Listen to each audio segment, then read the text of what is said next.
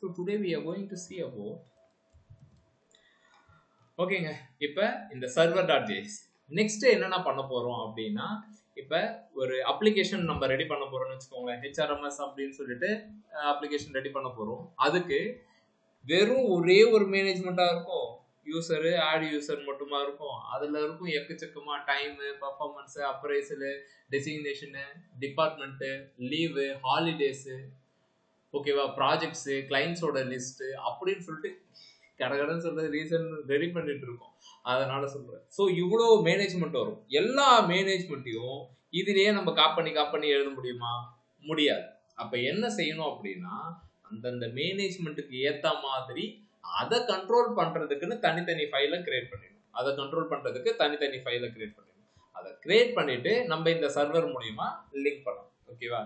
இது எப்படி நீங்க பண்ணுவீங்க அப்படின்னா, இதுதான் ரவுட்டிங் அப்படின்னு சொல்லுவாங்க. இதை தான் நான் ஃபர்ஸ்ட் கிளாஸ் ஆரம்பிக்கும் போதே சொன்னேன். எக்ஸ்பிரஸ் அப்படின்றது ஒரு ஃப்ரேம் இருக்கு. அது இந்த விஷயத்தெல்லாம் கொடுக்கும் அப்படின்னு சொல்லிட்டு. Example, express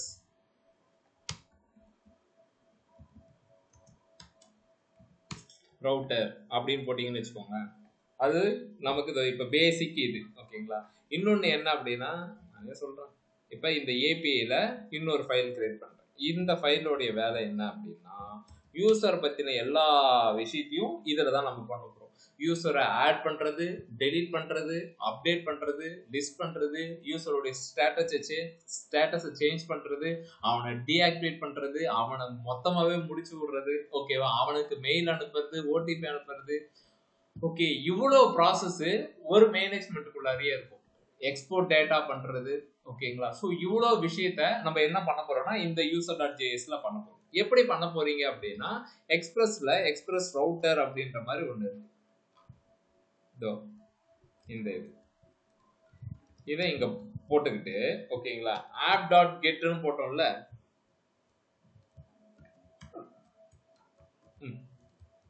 router. இப்போ நான் user.jsன்னு ஒரு ஃபைலை கிரியேட் பண்ணிட்டேன். எக்ஸ்பிரஸ் ரவுட்டர் அப்படின்றத ஒன்று பண்ணிட்டேன். இப்போ நான் மெத்தட் எழுத ஸ்டார்ட் பண்ண போறேன். என்ன மெத்தட் எழுத போறேன் அப்படின்னா,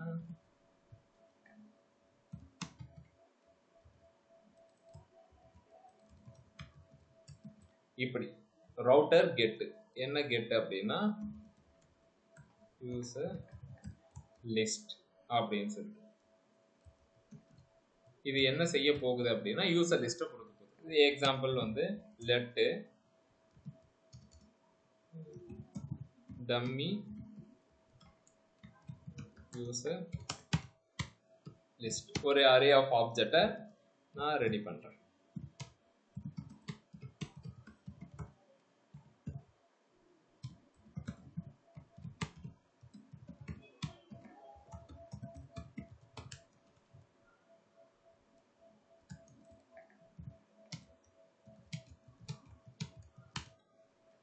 ஐயோ, அவசரத்துல அதிகமாக கொடுத்துருக்கணும்.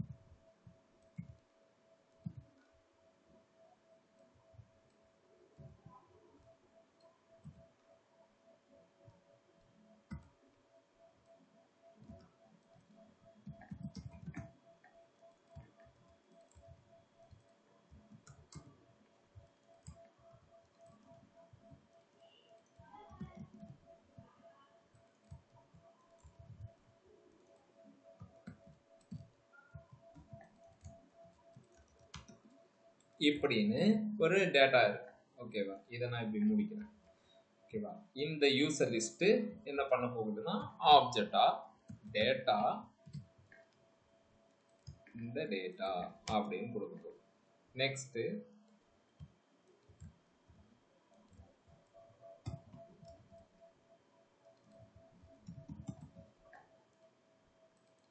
Count dummy list dot length அப்படின்னு சொல்லிட்டு. ஓகேவா? இது போக ஸ்டேட்டஸ் வேணாலும் அமைச்சுக்கலாம். ஸ்டேட்டஸ் 1. இப்போ இந்த யூசர் லிஸ்ட்டை கால் பண்ணா இந்த மாதிரி எல்லா விஷயத்தையும் இது கொடுக்கும். யூசர் லிஸ்ட்ல ஸ்டேட்டஸ் 1, மொத்தம் எத்தனை கவுண்ட் அப்படின்னா, இங்க என்ன கவுண்ட் இருக்கோ டாட் லென்த், டேட்டால நமக்கு என்ன வரப்போகுது அப்படின்னா டம்மி யூசர் லிஸ்ட், இந்த அரேவே அப்படியே கொடுக்க போறோம். ஓகேவா? சரி, இங்க நீங்க கோடிங் எழுதிட்ட சர்வர்ல இருந்து எப்படி கால் ஆகும் அப்படின்னா, ரியாக்ட்ல நம்ம என்ன பண்ணுவோம் அப்படின்னா எக்ஸ்போர்ட் டிஃபால்ட்னு பண்ணுவோம். ஓகேவா? அதே மாதிரி இங்கேயுமே இருக்கு. அது பேர் என்னன்னா module.exports அப்படின்னு சொல்லிட்டு இந்த இதுல போடும். ஓகேவா? இப்போ ஒரே ஒரு மெத்தட் தானே எழுதுறோம் அப்படின்னா இதுலயே எக்கச்சக்கமான மெத்தட் வரும். இப்போ இந்த மெத்தட் பேர் வந்து போஸ்ட்ல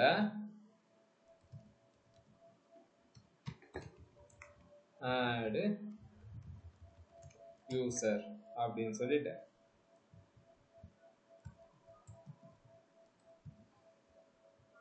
ஓகே let name ஆல்ரெடி தான் எழுதி வச்சிருக்கோங்க. இந்த டேட்டாவை இங்க காப்பி பண்ணி போடுறோம். ஸோ ரெண்டாவது மெத்தடும் ரெடி, add user அப்படின்றது ரெடி. வேற என்னென்ன மெத்தட் எழுத போறீங்கன்னு நான் எழுதிட்டே இருக்க வேண்டியதான். இன்னொரு மெத்தட் என்ன அப்படின்னா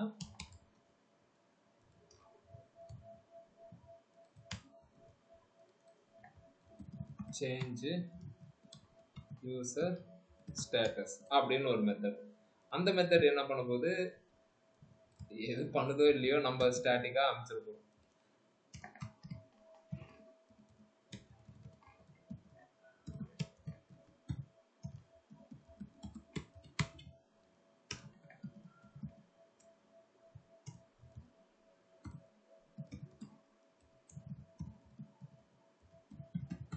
இப்படின்னு சொல்லிட்டு 3 மெத்தட்.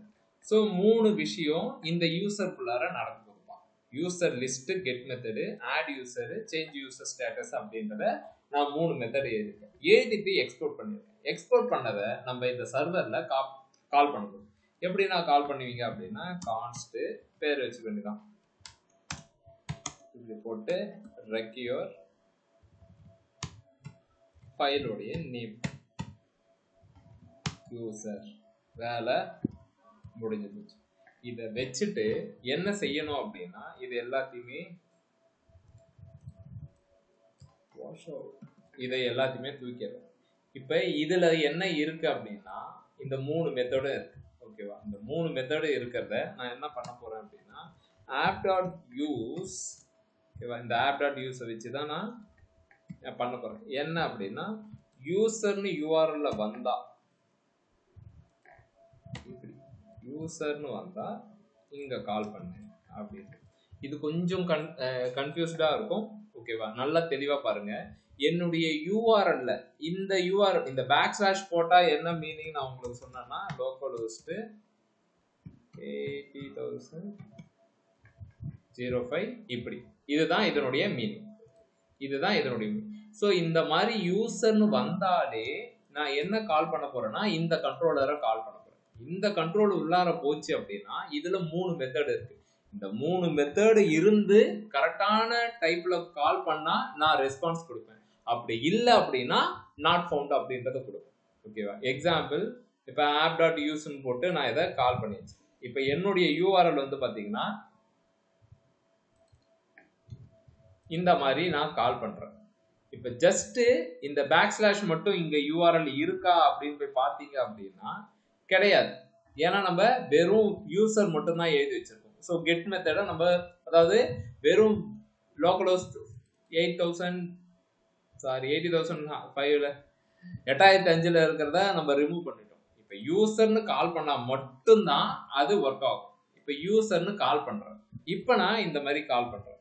இப்பயுமே get method R post method check பண்ணோம். என்ன பண்ணு, இந்த யூஆர்எல் என்ன பண்ணுதுன்னா சர்வர் கிட்ட வருது. லோக்கல் ஹோஸ்ட் 8005ல யூசர்ல அப்படின்னு கேக்குது. லோக்கல் ஹோஸ்ட் 8005ல இதுவும் பேசுது. லோக்கல் ஹோஸ்ட் 8005ல யூசரா வரேன் அப்படின்னு சொல்லிட்டு உள்ளார போகுது. உள்ள போனா பேக்ஸ்லாஷ்ல எதுவுமே கிடையாது. எக்ஸாம்பிள் அது வந்து இந்த மாதிரி இருந்துச்சுன்னு வச்சுக்கோங்க, கண்டிப்பா அது ரெஸ்பான்ஸ் கொடுத்துரும். இந்த மாதிரி அது இருந்துச்சுன்னா ரெஸ்பான்ஸை கொடுத்துரும். ஆனா நம்ம என்ன பண்றோம் அப்படின்னா அந்த மாதிரி தான் எழுதவே இல்லையே. நம்ம எழுதுறது 3 மெத்தட் தான். ஓகேவா? 3 மெத்தட் தான் எழுதி வச்சிருக்கோம். அப்ப இந்த மாதிரி ஏதாவது இருந்தாதான் என்னால கொடுக்க முடியும் அப்படின்னு இருக்கும். இப்ப நான் கெட் மெத்தட்ல இந்த யூசருக்கு அப்புறம் இப்படி கொடுக்குறது. ஓகே, இது புரியுதான்னு பாருங்க. இதை 3 செக்மெண்டா பிரிச்சுக்கோங்க. இது ஒண்ணு, இது ஒண்ணு, இது ஒண்ணு அப்படின்னு புரிஞ்சுக்கோங்க. லோக்கல் ஹோஸ்ட் 8005 அப்படின்றது இந்த பேக் ஸ்லாஷ் வந்துருச்சு. ஃபர்ஸ்ட் இங்க வந்துருச்சு. செகண்ட் யூசர் அப்படின்றது 8005 யூசரும் வந்தாச்சு. அது இந்த இடத்துக்கு ரீடைரக்ட் பண்ணுது. இப்போ இந்த இடத்துல வந்து நின்றுட்டு இருக்கு. ஓகேவா? யாரு அப்படின்னா யூசர் லிஸ்ட் அப்படின்னு இருக்குப்பா. அதானே? கிளிக் பண்ணு, இதோ கொட்டுன்னு கொட்டுறேன் அப்படின்னு சொல்லிட்டு கொடுக்கும். அப்போ நம்ம என்ன பண்றோம் அப்படின்னா ரவுட்டிங் பண்றோம். ஓகேவா? சர்வர்ல ரவுட்டிங் பண்றோம்.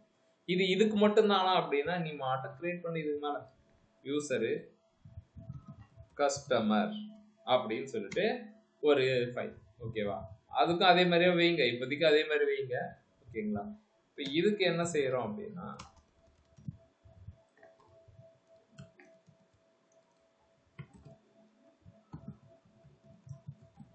கஸ்டமர் அப்படின்னு எழுதிட்டு இப்ப ரெண்டாவது ரவுட்டிங் இப்ப கால் ஆகும்.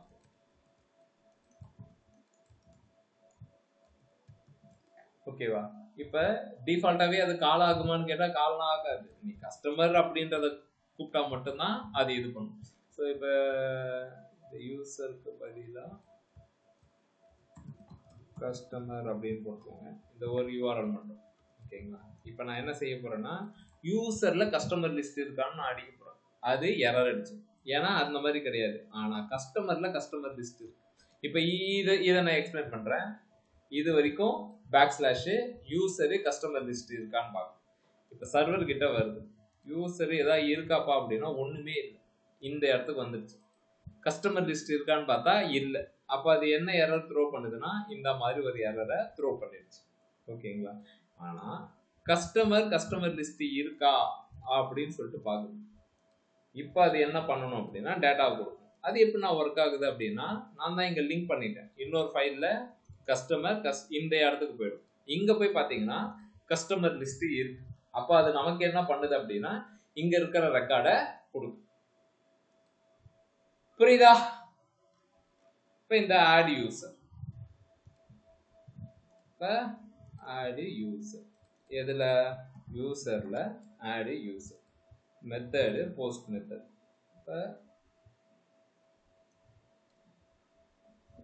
இந்த டேட்டாவை எடுத்துறேன். இப்ப நான் கொடுக்குறேன். இமெயில் இஸ் ரெக்யூர்னு கரெக்டா நெத்தில அடிச்ச மாதிரி சொல்லு. ரீசன் என்ன அப்படின்னா யூசர்ல வருது, இந்த கண்ட்ரோலருக்கு அது ரீடைரக்ட் பண்ணுது. இங்க வருது ஆட் யூசரு நேம் இல்லைன்னா அவங்ககிட்ட அதை சொல்லு, இமெயில் இல்லைன்னா அதை சொல்லு அப்படின்னு. ஸோ இப்போ நம்ம இதை கொடுத்ததுக்கு அப்புறம் நம்மளுடைய டேட்டா நமக்கு கிடைச்சிருச்சு. இதுல யாருக்காவது ஏதாவது முரண்பாடுகள் இருந்துச்சுன்னா சொல்லலாம். ரவுட்டிங் அப்படின்றத சொன்னோம்ல, கேள்வி கேட்டா போறீங்க.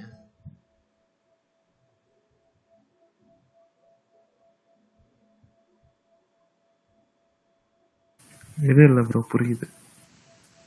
ஓகே. ஆனா இப்ப நம்ம நோட்ல எக்ஸ்பிரஸ் பாக்குறோமா இல்ல ரெண்டுமே ஒண்ணுதானா? Node express. நோடு வந்து சிஎஸ்எஸ் மாதிரி, எக்ஸ்பிரஸ் வந்து பூஸ்ட் அப் மாதிரி. ஓகேண்ணா. என்னடா புரிஞ்சுச்சா? அதான் அதுல இருந்து எக்ஸ்பிரஸ் யூஸ் பண்றதா நோட நம்ம யூஸ் பண்ணிட்டோம், அப்படிதானே? ஆமா, புரியுதுண்ணா. ரியாக்ட்னா ரியாக்ட்டுக்கும் இதுக்கும் டோட்டல் டிஃபரெண்ட் என்னன்னா இது வந்து சர்வர்ல சர்வரா, அது ஃப்ரண்ட் எண்ட்ரா. சரி, ஓகேண்ணா. ஓகேவா? புரியுதுண்ணா, சூப்பரா புரியுது. ஜாலியா இருக்குது. ஓகே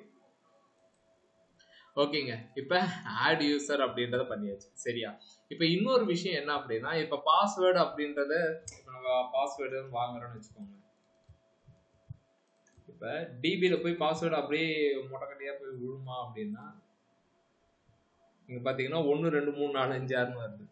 அதுதானே கொடுத்தீங்க, அதுதானே வரும் அப்படின்னா கரெக்ட் தான். ஆனா டெக்னிக்கலா இது தப்பு. என்னன்னா தப்பு அப்படின்னா, எவனா ஒருத்தவன் டேட்டா பேஸை எடுத்துட்டான்னு வச்சுக்கோயேன், வெங்கி அட் யாப்மேல 1 2 3 4 5 6 பாஸ்வேர்டு ஈஸியா எல்லாத்தையுமே எடுத்துட்டு போயிடலாம். அப்ப கஷ்டப்படுற மாதிரி என்னென்ன பண்ணணும் அப்படின்னா இதை என்கிரிப்ட் பண்ணணும். ஓகேவா? ரெண்டு விதமான டெக்னிக் இருக்கு. ஒன்னு என்கிரிப்ஷன், இன்னொன்னு ஹேஷிங். ஓகேவா? ரெண்டுத்துக்கும் என்ன டிஃபரன்ஸ் யாருக்கா தெரியுமா? என்னடா சொல்ற என்கிரிப்ஷன் ஹேஷிங்?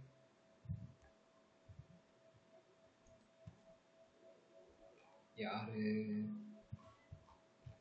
லாக் ஆயிட்டாருன்னா ஒருத்தனுக்கும் தெரியாதான். சரி ஓகே. என்கிரிப்ஷன் அப்படின்றது டீக்ரிப்ட் பண்ணக்கூடிய ஒரு விஷயம். ஹேஷிங் அப்படின்றது டீக்ரிப்ட்னா பண்ண முடியாது. ஓகேவா? ஸோ அதுதான் டிஃபரன்ஸ். இப்போ நம்ம என்ன செய்ய போறோம் அப்படின்னா, நம்ம கொடுக்க போற இந்த டேட்டாவை என்கிரிப்ஷன் பண்ணணும். டிகிரிப்ட் என்பிஎம் அப்படின்னு சொல்லிட்டு ஒன்று இருக்கு. ஓகேவா? அது என்னென்ன பண்ணோம் அப்படின்னா, நீ இப்படி 1 2 3 4 5 6ன்னு இருக்குல்ல, போ ஒழுங்கா இருக்கிற மூஞ்சி அடிச்சு குழன்னு ஆக்கிடணும் டயலாக் வருமே, அந்த மாதிரி தான். இது எவ்வளோ அழகா இருக்கு. இப்போ இந்த பீக்ரிப்ட் பண்ணா என்ன நடக்கும் அப்படின்றத பார்ப்போம். பீக்ரிப்ட் அப்படின்னு சொல்லக்கூடிய ஒரு பேக்கேஜ் இருக்கு.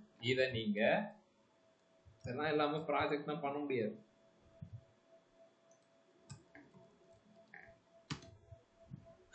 பார்ப்போம். npm install bcrypt அப்படின்னு சொல்லிட்டு அந்த பேக்கேஜ் இன்ஸ்டால் ஆயிடும். ஆனதுக்கு அப்புறம்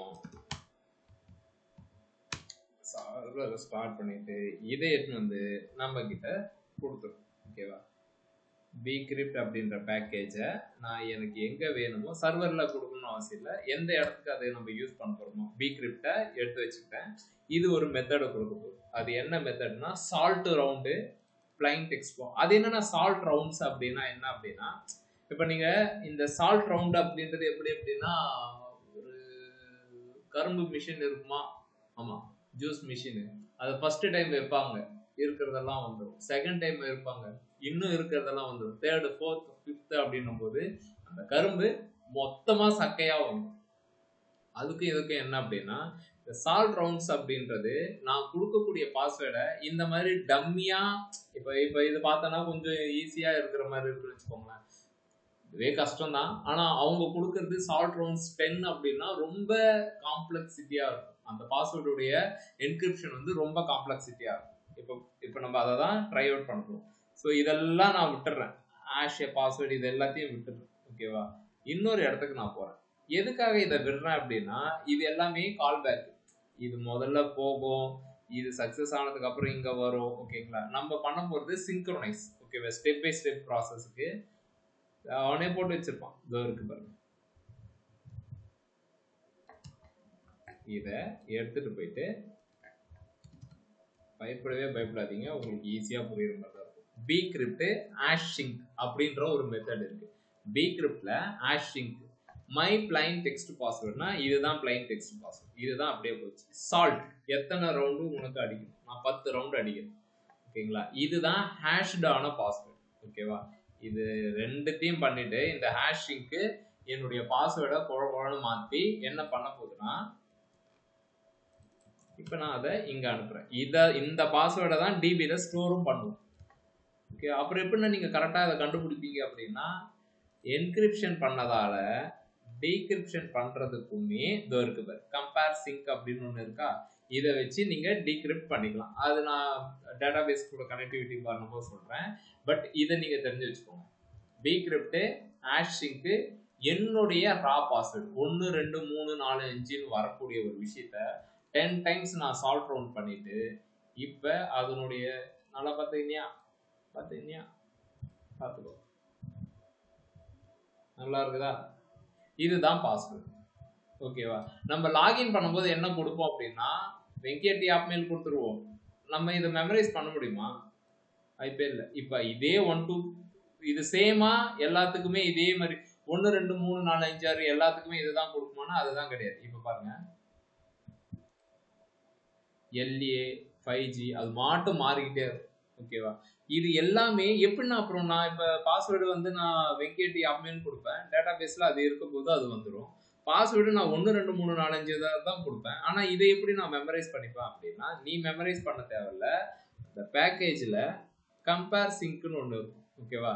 நீ கொடுக்கக்கூடிய லாகின் பண்ணும்போது உன்னுடைய பாஸ்வேர்டு டேட்டா பேஸ்ல இருந்து எடுத்துருவோம். இமெயிலை வச்சு உன்னுடைய பாஸ்வேர்டு எடுப்போம். அது ட்ரூவா இருந்துச்சுன்னா வேலிட் பாஸ்வேர்டு, அப்படி இல்லை அப்படின்னா இன்வேலிட் பாஸ்வேர்டு. அந்த மாதிரி போயிடும் கதை, அந்த மாதிரி போயிடும். புரியுதா? இப்போ நம்ம என்ன செஞ்சிருக்கோம் அப்படின்னா, ரவுட்டிங் பண்ணியிருக்கோம். சர்வர்ல இந்த மாதிரி ரவுட்டிங் பண்ணியிருக்கோம். நெக்ஸ்ட் ஆட் யூசர் பண்ணும்போது ஒரு பேக்கேஜை யூஸ் பண்ணியிருக்கோம். ஓகேவா? என்கிரிப்ஷன் பண்ணி தான் டேட்டாவை ஸ்டோர் பண்ணணும். பாஸ்வேர்டை கண்டிப்பா என்கிரிப்ட் பண்ணணும் அப்படின்னு நான் சொல்றேன். புரிகிறதா? சரி, புரிஞ்சிச்சுன்னா